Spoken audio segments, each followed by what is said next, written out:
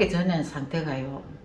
내가 줄 건 탁 줘야 되고 받을 건 탁 받아야 돼. 이게 절제 있는 거. 이게 참 피곤한 사람이죠. 그 사람의 생각이 내 마음대로 됩니까? 그런데도 내가 줄 건 탁 줘야 되고 받을 건 받아야 되는데 안 주면 막 속에서 그냥 막 우길 줄은 모르는 거예요. 그런 성격이었어요. 꿈을 꿨는데요. 딸내미 방위에 구더기가 진짜 삿짐같이 막 뚝뚝뚝 떨어지는 거예요. 근데 갑자기요. 구더기 꿈을 꾸고 나서 무서워서 더 가지를 못하겠는 거예요.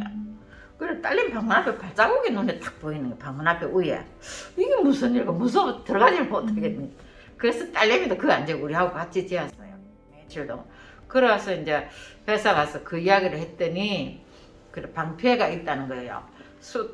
숯하고 쑥하고 고춧가루하고 소금하고 섞어서 사방을 뜨라는 거예요. 그래서 떴어요.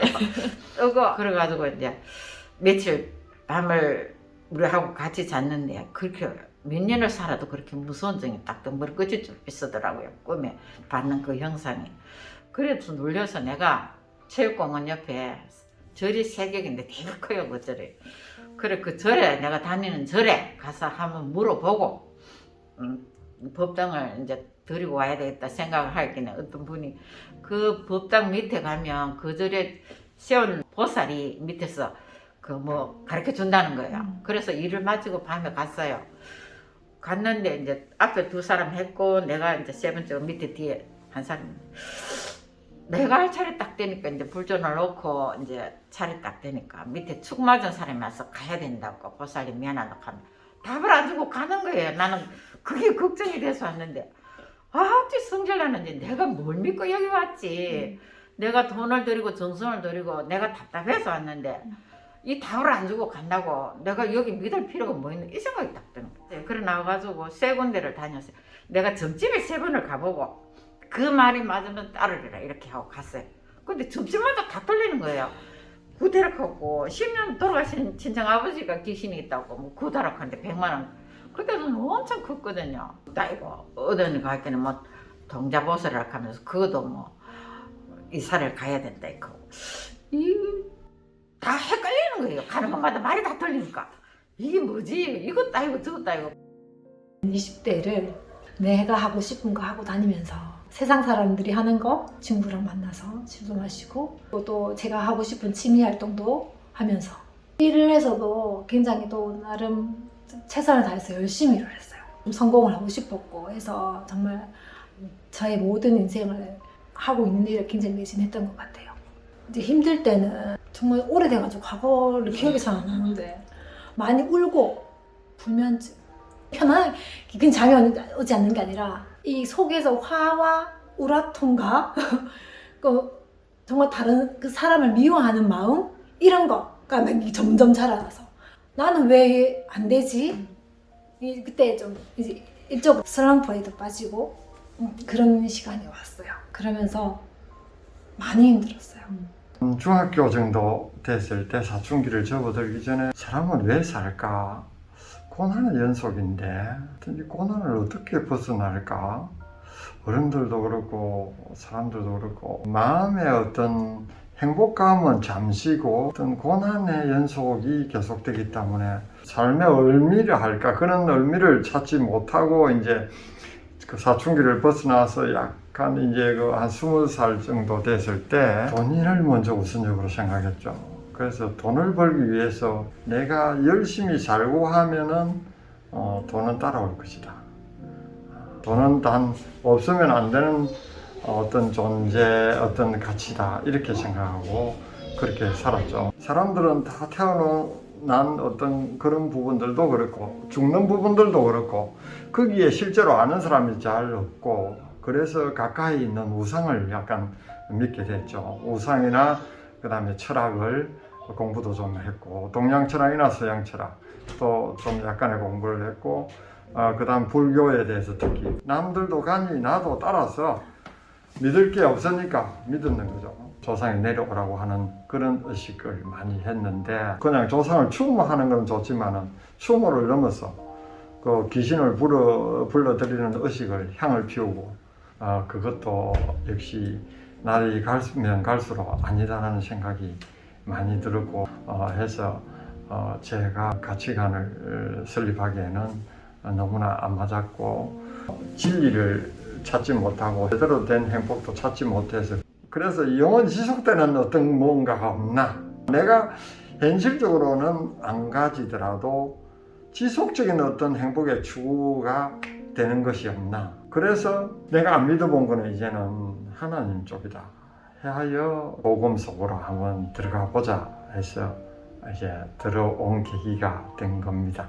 그래 여기까지는 이제 불신앙의 그거고 이제 신앙을 가졌을 때 이제 기독교로 들어왔을 때에 첫 번째는 기독교에서 어떤 말씀을 하지 않아도 교회에 첫날 왔는데 그냥 올 때를 왔다는 어떤 그런 평온한 감을 얻고 두 번째는 왠지 모르게 영적인 어떤 것들의 그 불안감이 사라지면서 눈물이 그냥 이렇게 절로 나오게 되고 영적으로 아버지를 만난 어떤 그런 계기가 돼서 참 좋았습니다.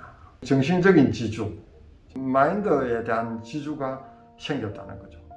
그래서 세상으로서는 아무리 선배나 아니면은 그 위에 있는 어떤 책이나 아니면 어떤 종교나 우상이나 이런 걸 해도 마음이 편하지 않았는데 나는 하나님께 나의 죄와 나의 믿음을 매일 고백하고 하나님만을 믿고 그래서 그 하나님이 나를 지켜주시는 걸 해야 되지 내가 사단 마귀와 직접 육신으로 대적한다는 것은 있을 수 없다 하는 이런 게 되니 모든 것들이 다 편안해지고 진정한 하나님이 내 안에 임마누엘의 축복이라는 게 있으니 그 임마누엘의 축복을 누릴 수 있어야 된다.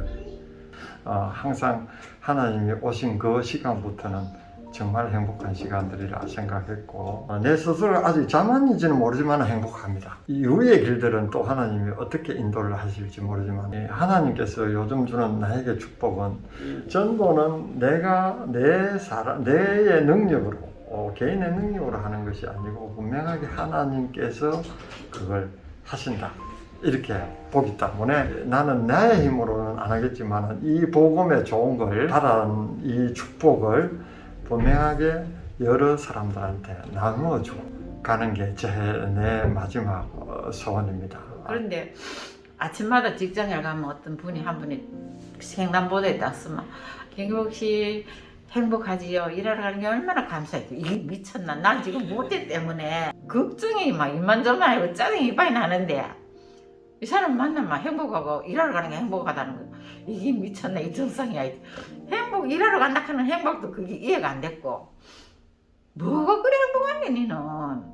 나는 내가 이렇게 건강했는데 월급까지도 다 뛰네 이 판에 니는 뭐가 그래 행복하냐고 이상한 사람이라고 이래 생각했거든요. 그래서 한날 점심을 먹는데 자기 딱 한 번만 가보자는 거예요. 뭐 두 번 다 같이 소리 안 할 테니까 한 번만 가자. 그래가 이제 교회를 갔는데 아무것도 모르잖아요. 무슨 말인지도 알아듣지도 못하겠고 그런데 눈물이 그렇게 나요. 갑자기 올라왔어요. 그렇게 너무나 찬송 부르는데 너무 좋고 평안하고 그게 뭐라고 설명을 할 수 없는데 너무 평안한 거 있죠. 그 질로부터 그 집사님 따라서 교회를 갔는데 이제 우리 남편이 말하기를 좋게 말하면 참 평안해 보이고 다른 말을 하자면 나사가 하나 빠졌는 것 같다 이렇게 하는 거예요.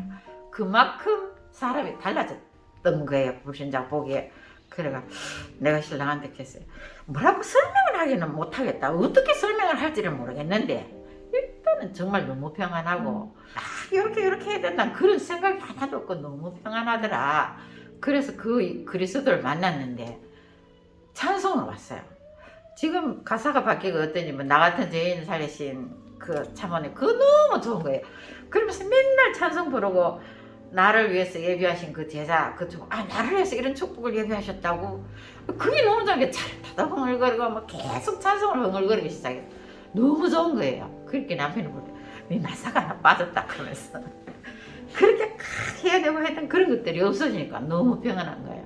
그게 그리스도의 맛이었어요. 이제 남편 암으로 죽고 이제 영안실에 들어갔는데 염한다 하죠.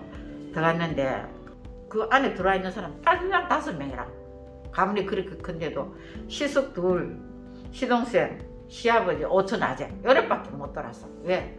운명 저주에 묶여서 들어오면 축마도 안 된다 하니까 시어머니도 못 들어오는 거예요. 뵙게 계셔. 울기만 하지. 그런데 불신자한테 너무 큰 거예요. 죽을까 싶었어. 그래 예수님이 얼마나 감사하겠어요. 아 하나님 자녀 이런 것이구나. 나는 절에 가도 돈을 갖다 바치고 우리가 시주한다고 그 너무를 크게 했기 때문에 절에 하면 차로 한 잔씩 보내고 이래도 내가 스님을 청하려고 하면 돈을 줘야 된대. 목사님 이게 너무 힘들다 하면 전도사님만 밤새도록 와서 기도해주고 찬양해주고 무슨 이런 일이 있노? 이 사랑을 받았어. 아 하나님 자녀는 이런 것이구나. 그래서 진짜 이 복음이 빛으로 오신 그리스도 진짜 살리러 오신 그 그리스도가 너무 감사하고 원래는 저희 언니랑 동생이 먼저 교회를 다니고 있었거든요. 언니나 동생이 주일 되어서 아침에 교회를 가는 거 보면 왜 가? 이렇게 그런 정말 너무 우습게 왜 쓸데없이 가지? 이렇게 바라봤는데 너무 정말 힘든 시기가 오니까 그때서야 이제 교회 가는 사람들이 보이기 시작하고 예수님에 대해서 궁금하기 시작했어요. 갔는데 제가 그 전까지 그렇게 고민하고 힘들어하고 빠져나오지 못한 것들에 대해서 내가 이제까지 정말 쓸데없는 것에 내가 살았었구나. 교회 왔는데 사람들이 내가 생각했던 거는 정말 하찮은 것들인데 그거와 다르게 교회에 왔더니 사람들이 정말 세계 복음화를 달리고 있는 거. 내가 정말 너무 내가 이제까지 생각했던 것들이 하찮은 거예요. 내가 왜 이제까지 힘들고 내가 빠져 살았지? 그런 생각이 들었어요. 그러면서 제가 마음이 편안해지고 행복했었어요. 진짜 행복했었어요. 말씀을 들으면 들을수록 내가 사모하게 되고 그 예전에는 제가 뭔가 취미 활동을 하게 되면 교회 다니는 것도 뭐 이런 그때는 정말 새신자 그때 초기였으니까 나도 이거 뭐 이러다가 또 취증 내고 하는 게 아닐까? 근데 그게 아니더라고. 하나님께서는 나에게 또 그때마다 어려운 점이 어려울 때 힘들 때 또 새 힘을 부어주시고 또 나를 성장케 하시고 그래서 내가 더 하나님에 대한 사랑을 갈구하고 예수님 찾게 되고 하는 것들이 이게 지금까지 계속 지금도 역시 계속 하나님 말씀 더 사모하게 되고 따라가게 되고 그렇게 살아가는 것 같아요. 사실 굉장히 다혈질이에요.